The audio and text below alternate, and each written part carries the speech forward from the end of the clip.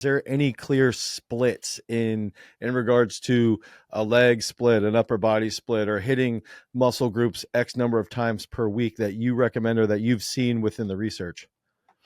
So researchers generally supported that there's no such thing as an optimal split. It's more, again, about the total weekly volume. In fact, there are a lot of strong parallels you can draw between total weekly energy balance, like the total stream of energy intake coming in, and total weekly volume, like the total amount of sets that you do per muscle group. Think of it more as like a stream over time that's coming in, just like with energy balance. And also, these things are both one of the most important things to get right in your nutrition and your training. These are like the really, really big picture things to get right. And in terms of splits, because it doesn't inherently matter so much what training frequency and the like are, I actually favor full body workouts for most people. And you can also make a very strong empirical case for full body workouts, because if you look at the research, and let's say we forget about mechanisms, we forget about anything that we think from like pro science or what we've learned in research or anything, the research is very simple to summarize. In every single instance, except like one study which had a lot of limitations and stuff, so it's like one minor caveat exempted, the research is very simple that higher training frequencies result in better or similar gains than lower training frequencies. And there are multiple studies in which higher training frequencies result in significantly greater muscle growth or strength development, especially in high-level athletes. So like highly advanced athletes doing high volume workouts. And it seems to be particularly when you do more than around 6 sets per workout or 6 sets per muscle group per workout. When you start exceeding that, it becomes probably better to distribute that volume over an additional session rather than cramming in more volume in that same workout. Now, the benefits are minor, and most research finds that given the same number of total sets per week, and especially the same number of total reps per week, you get very similar gains. But still, if there is an advantage, it's almost always in favor of the higher training frequencies. So with that, I would say, I always err on the side of higher training frequencies per muscle group. So that's why you're saying if we train total body more, let's say a normal, I guess that's where I wanted to ask this question is if you're training, let's say a normal person, they might only go to the gym 3 days a week. Well, if they're going to the gym 3 days a week and they're doing total body 3 days a week, we're going to see probably better growth than if they did, a leg day, an arm day, and then, another leg day or something along those lines. Yeah, especially when they otherwise only train a muscle group once per week. Once per week is very limited. Also doing an exercise only once per week is definitely not great for strength development. And that might also make it more difficult to implement progressive overload, which in turn makes it more difficult to see if your program's working. And if you don't know if your program's working, you don't know how to adapt it. Right. Okay.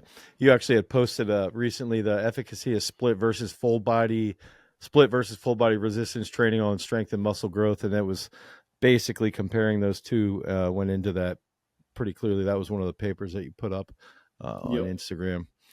Now, along those lines, I guess I wanted to go and ask, okay, let's say you're training somebody. I've always wondered this. If you're doing a movement, if you're training a muscle, let's say you're training triceps. Let's say you have somebody who's training 5 days a week. Do you break down like how many sets the triceps get hit with? Or is it just like, I guess my question is it direct tricep work in that case? And then what happens if they're doing a bench press or a dumbbell military press? Or do you just say like, look, that's a little bit too nitty gritty. I don't think it really matters because we know based off of a full body study versus a split, like we don't need to go as detailed, even though higher volume does seem to win in most cases. Yeah, so what I teach the students in my PT course is I teach them fractional volume counting, which means I actually teach them to be very precise and count certain exercises as maybe 75% or only as half volume. We know, for example, that in research, a dumbbell row grows the biceps about 50% as well as a standard biceps curl. So it makes sense to count the dumbbell rows as about 50% volume. That's not zero, right? If you do a lot of rows in your program, that's going to add up as volume. So I do think it makes sense to count that. But the degree of precision that you implement definitely has to be factored into like the level of the client and everything. Because if you're just building programs for recreational trainees and the main issue is like whether they're even going to the gym, whether you're counting exercise as 80% or 70% volume, that's not going to make or break the program. So for most instances, you can simplify it and just count it either as 100% volume or as half volume. And maybe in some cases, you can even be as simple as we just count this volume for the muscle group and we don't count that volume. So you can definitely simplify without like losing out on a ton of gains. Right. Okay. Going into specific muscular size. So you had posted the one research paper that was about pec size has a direct correlation to strength on the bench press, and I think that oftentimes this is a discussion I have, especially with women, where I'll be like, look, if you want to get stronger, we've got to gain more muscle mass. And I have noticed, with that being said, women are more open to that than even when I first got into training athletes. Is that something that you see consistently, that size of muscle will have an impact on strength to a certain point? How do you sort of look at that on a big spectrum, if you would be dealing with somebody who is in a strength sport, really? Mm-hmm. Yeah, the correlation and the relationship between size and strength is always hotly debated and very frequently misunderstood, because people don't realize there's one variable at play that makes a huge difference for this relationship, and that's time. If you're looking at short-term relationships, strength and size barely correlate at all. Like, you can gain a lot of strength just from neurological adaptations by doing a new exercise, learning the movement pattern, having better coordination, and you don't need to gain any muscle for that. In the long term, though, we see very strong correlations between muscle size and strength. So in powerlifters, I often bring up this paper where they looked at the powerlifting rankings of powerlifters and then compared the rankings to their fat-free mass index rankings, and they were almost identical. So you could literally just put powerlifters in a DEXA scanner and just measure who's the biggest. And most likely that's also going to be the person that wins the competition. Now, this is in a population where everyone has maxed out their skills on these lifts, right? So the neurological adaptations are not that dissimilar. If you just get somebody that was like super big, like a bodybuilder, but they never do the power lifts, then of course they're going to suck at them. Right. You always have these two factors: the neurological component, which is mostly coordination, like how well the brain can coordinate the muscles and how well the nervous system operates. And there's the morphological components, which mostly just comes down to muscle size. So the analogy I often give is your strength on an exercise is like how fast a race car can drive, and your muscle mass is the size of the engine. Ultimately, how fast you can go is always constrained by muscle size. Like, your engine can only go this fast. And then the skill of the driver, that's like your nervous system. So if your nervous system depends on how much can you get out of this engine, or how much can you get out of this muscle mass. So do you think that the fasted, the response to fasted training, do you think that's still... What's up, guys? Our podcast and our channel are sponsored by our own strength training app, Peak Strength. The entire focus of Peak Strength is to provide you guys with the absolute best sports performance app that you could ever imagine. We build out the programs on the back end.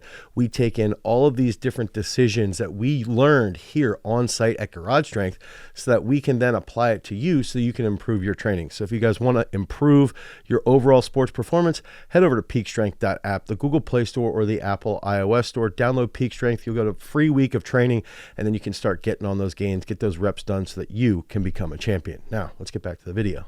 Peace.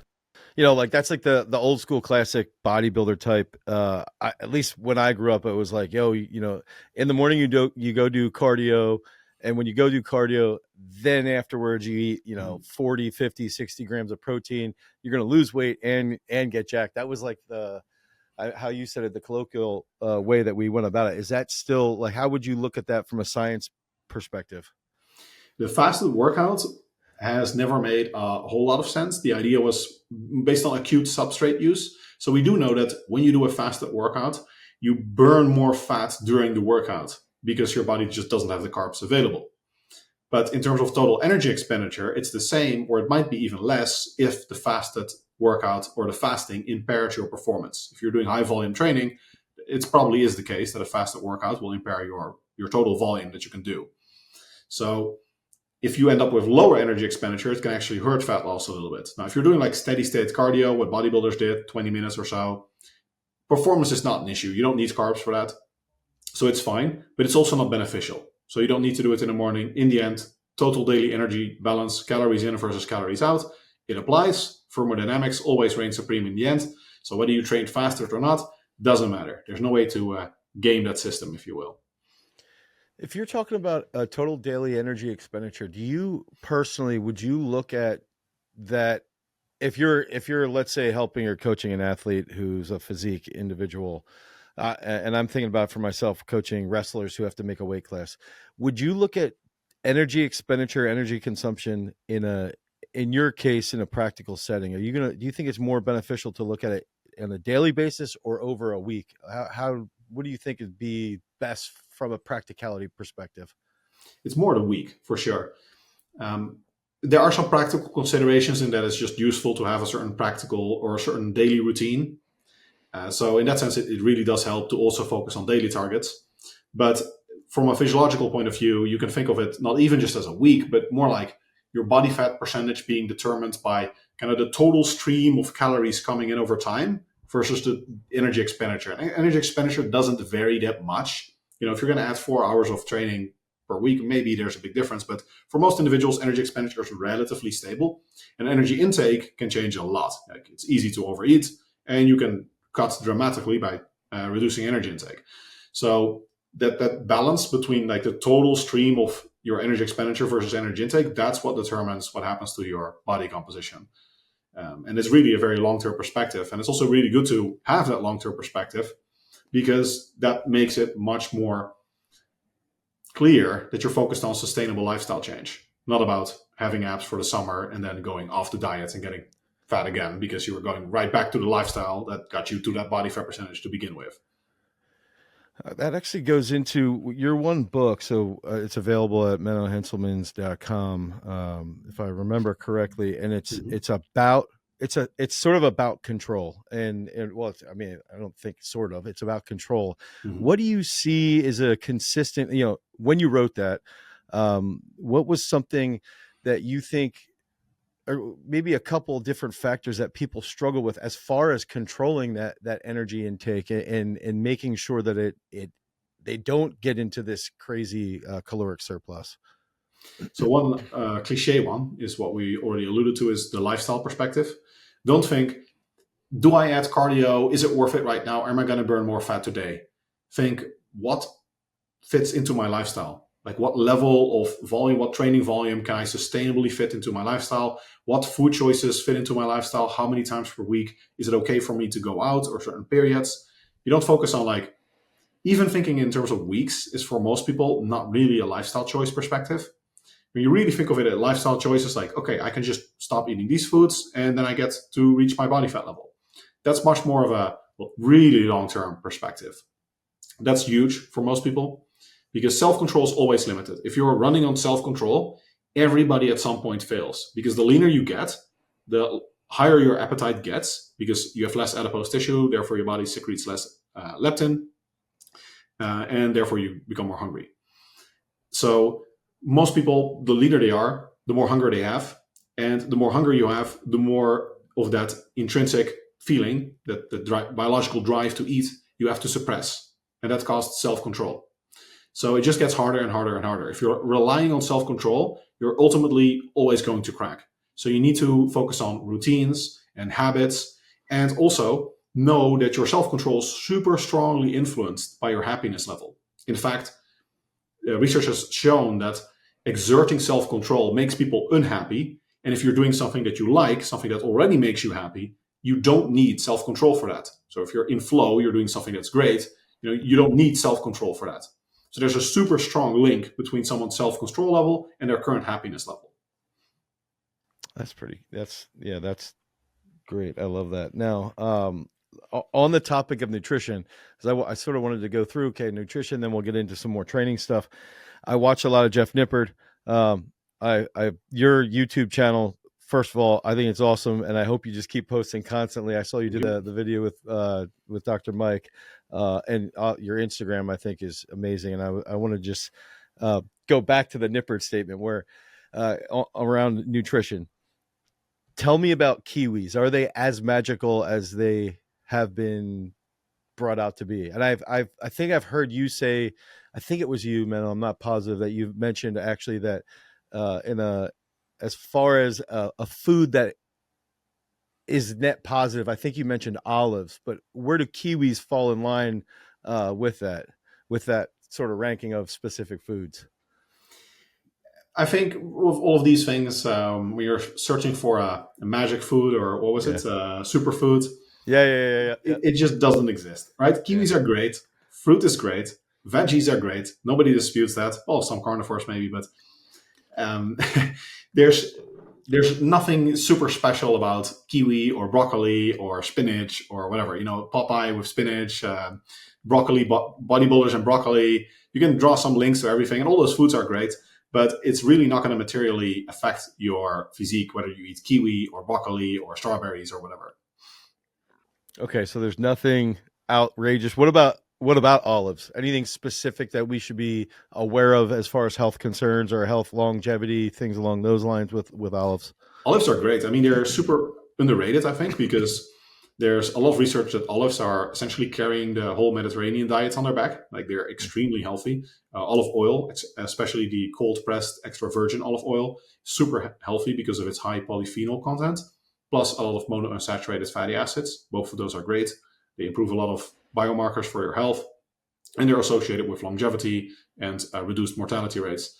So they're great. And for some reason, olives still have a reputation as being, like, I don't know, kind of a snack food, for some people. So they don't have quite the reputation of avocado, I guess, which is similarly healthy.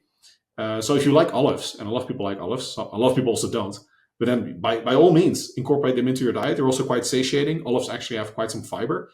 They're not bad at all for cutting in terms of fat sources. They're one of the best. I would say avocado and olives are probably the best fat sources for cutting, not just for the health benefits, but also because they're quite satiating due to their fiber content and providing a ton of nutrients along with the fats. Is there any clear splits, a leg split, an upper body split, or hitting muscle groups X number of times per week that you recommend or that you've seen within the research? I actually favor full body workouts for most people. Because they're just learning how to move with the intent to move things faster. Is there anything to that, or is that still just voodoo from me wanting to get people to do weightlifting movements more?